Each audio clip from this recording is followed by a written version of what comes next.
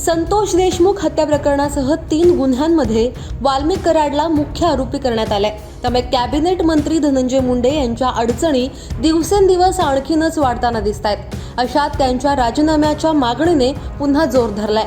करुणा मुंडे शर्मा यांनी त्यांच्या राजीनाम्याबद्दल मोठा दावा केलाय। त्यावर आता अंजली दमानिया यांनीही भूमिका मांडताना सूचक इशारा दिलाय।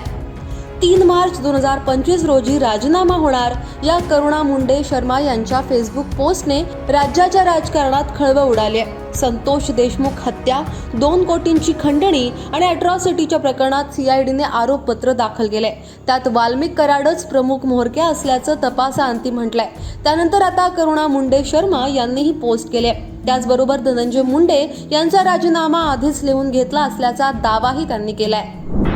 जसं की मी 5 तारखेपासून उपोषणावर बसणार होती, तो सूत्राकडून मला अशी माहिती मिळाली आहे की तुम्ही बसू नका।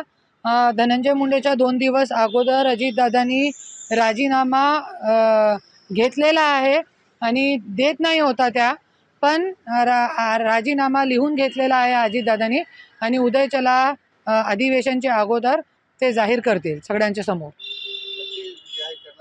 100% जाहीर करणार आणि गरज पण आहे। जसे की सगळ्यांनी बघितलेलं आहे, मीडियावरती सगळं चालू आहे की वाल्मिक कराडला जेलमध्ये VIP ट्रीटमेंट मिळत आहे आणि काल जे निकाल आलेला आहे CBI आणि SIT चौकशी जे झालेली आहे त्याच्यामध्ये SIT आणि CBIचा मी खूप मनापासून आभार मानते।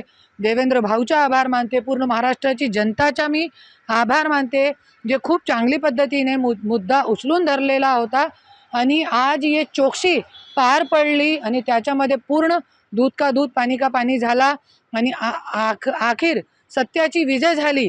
वाल्मिक कराड ये पहिला आरोपी झालेला आहे त्याच्यामध्ये आणि त्याला पुढे और VIP ट्रीटमेंट मिळू नये आणि त्यांना वाचवण्याची जे प्रयत्न करू नये, त्याच्यासाठी धनंजय मुंडेचा राजीनामा व्हायला पाहिजे, म्हणजे व्हायला पाहिजे। जर राजीनामा नाही झाला तर आपली काय भूमिका आहे? मी सतत राजीनामा मागत राहणार, देवेंद्र फडणवीस साहेबांना भेटणार।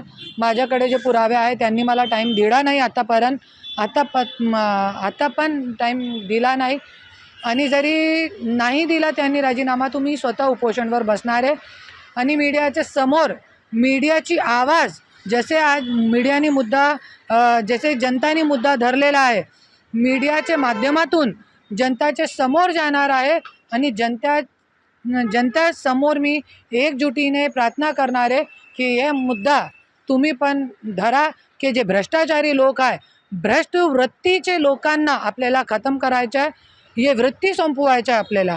त्याच्यासाठी जनताला पुढे करणार आहे मी आणि जनताला आवाहन करणार आहे की उपोषणामध्ये तुम्ही मला सहभागी व्हा। करुणा मुंडे शर्मा यांनी केलेल्या पोस्टबद्दल अंजली दमानिया यांनी भाष्य केलंय। राजीनामा झालाच पाहिजे। आता करुणा मुंडे कुठून म्हणतायत मला माहिती